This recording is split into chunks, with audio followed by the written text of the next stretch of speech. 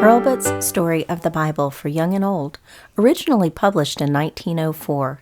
This is the third edition, published in 1967, by Jesse Lyman Hurlbut, Doctor of Divinity, as read by Lacey Goodwin.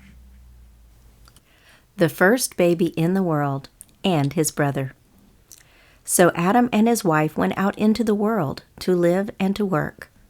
For a time they were all alone, but after a while God gave them a little child of their own, the first baby that ever came into the world. Eve named him Cain, and after a time another baby came, whom she named Abel.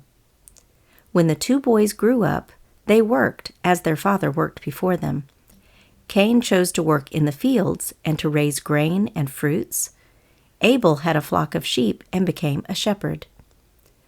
While Adam and Eve were living in the Garden of Eden, they could talk with God and hear God's voice speaking to them. But now that they were out in the world, they could no longer talk with God freely as before. So when they came to God, they built an altar out of stones heaped up, and they laid on it something as a gift to God, and burned it to show that it was not their own, but was given to God, whom they could not see. Then before the altar they made their prayer to God, and asked God to forgive their sins, all that they had done that was wrong, and prayed God to bless them and do good to them. Each of these brothers, Cain and Abel, offered upon the altar to God his own gift.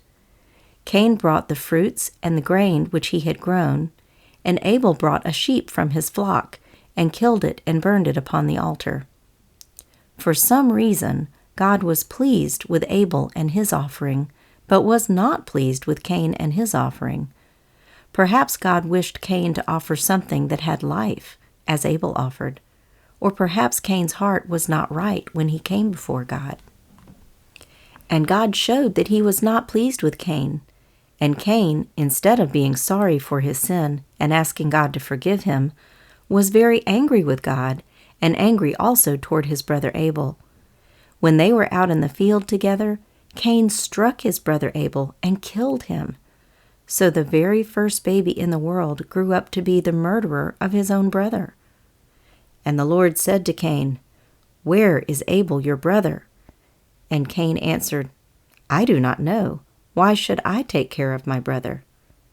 Then the Lord said to Cain, "What is this you have done?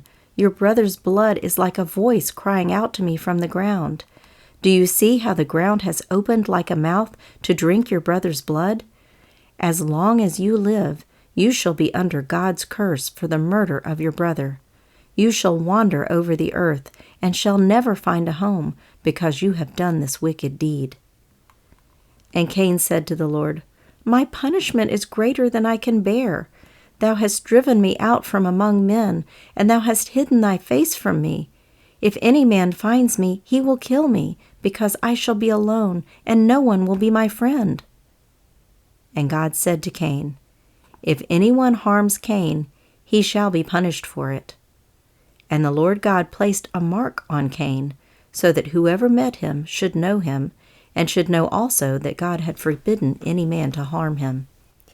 Then Cain and his wife went away from Adam's home to live in a place by themselves, and there they had children. And Cain's family built a city in that land, and Cain named the city after his first child, whom he had called Enoch.